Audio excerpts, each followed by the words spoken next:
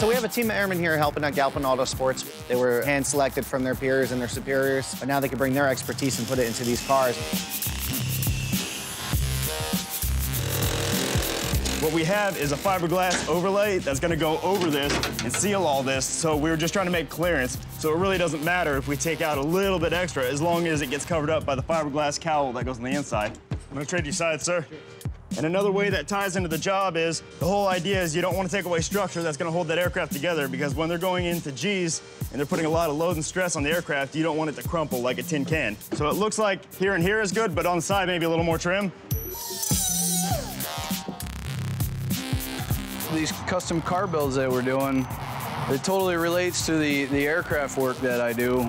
I manufacture brackets that we have to make them specific for each aircraft, kind of like these cars we're working on. So these are the 3 monitors that are gonna go in the stealth car we're making. The center one's actually a touch screen, so it's easier to access all the controls and everything. My name is Deandra Basile. I'm an Airman First Class in the United States Air Force. This is the material that's going to provide us with the image for our heads-up display. It's like a 9.5. Probably got to be a little bigger.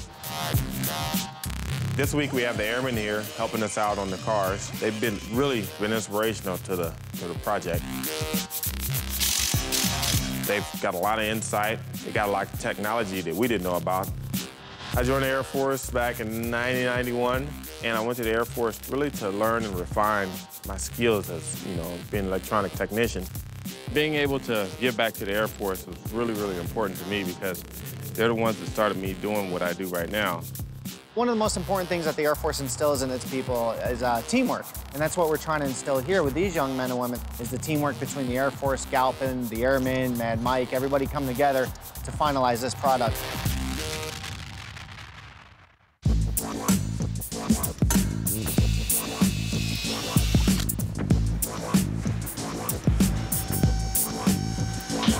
Have to cut this today and put extensions in here. This was modified because they put them aftermarket headers on there, which tend to be wider. So when we mounted this onto them, it was like 2.5 inches shorter. Spliced in a couple pieces, so now everything fits. Today I'm working with Cooch. He's got 40+ years of experience. Even today, with what little time I've worked with him, already taught me a few new tricks to the trade. This is amazing. I've never seen this before, Coach. We're gonna bore out this piece of steel, and we have to make the inside hole larger to accept the steering stem. This is a sleeve that we use to go over the steering column. It's for support. Without it, the steering stem would just be really loose in there and unsafe.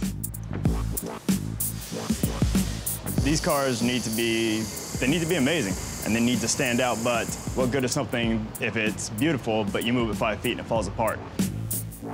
They had to come up with a way to get ventilation, get air into certain components like avionics, electronics, things that needed to stay cool, but they couldn't have them in the wind creating turbulence. They needed sleek bodies. So they came up with this idea, which just kind of vacuums air into it, just the least turbulence. We're gonna put an actual home air conditioning unit in the trunk, so the car doesn't have to be running. These ducts are gonna grow and run into here. It's gonna be the inlet for the air conditioning on both sides. Have you actually climbed in? Not yet, sir. Have a seat. I got the idea about 3 years ago, hey, I'd like to take aircraft parts and put them in my car. So I got this stick grip from a boneyard so I could use it as a shifter. And so I said, I would never sell this part, I would never give it away, but for the honor of the Air Force, I will give these parts away.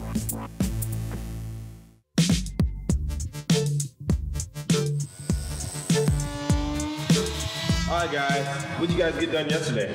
We cut off the floors yesterday. We need to finish that up as well today, too, so. Oh, did you get one done? Got one done. We got to finish up the other one. Who cut it?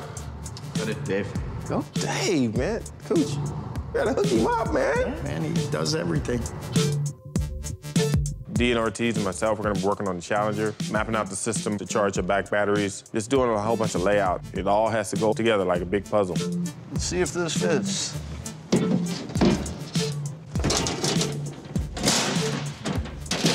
There you go. The Challenger is more of the technology, cyberspace vehicle, and you look at it and it just looks really high-tech. We went inside the Challenger, basically planning the monitor for the heads-up display. The car is gonna have 2 cameras, and the screen is gonna project those images.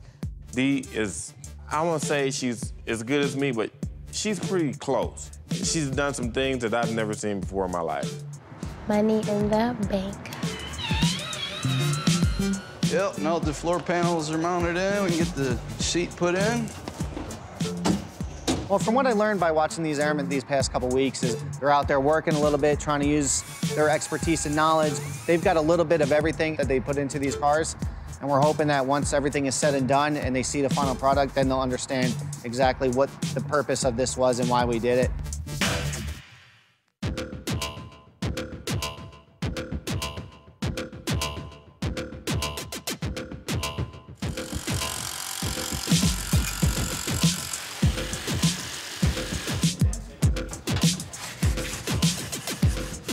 Having the airmen around really helped us out with a lot of the design elements on the car. Considering they get to see a fighter jet on a daily basis, unlike us, it really allows them to give us the design cues necessary to make it look exactly authentic. We're still in the sheet metal phase of this. We have a lot of work going on outside of the car, but it's not quite ready to go into either one of the cars yet. We're still working on sheet metal, fabrication, exhaust systems, motor work. We still have the metal fabrication on the Challenger. All the dash mounts, the air conditioning in the back, all the battery racks, the mounts for all the components in the back, the speakers, the amplifiers, woofers, and stuff like that. My God, that is the largest tire manufactured to date. This is a 345/35/20. It's the biggest tire that you can buy right now on the market for the street. Like the Viper, now the new Enzo Ferrari is a 335. This is actually 345. This is it. You don't get much badder than this.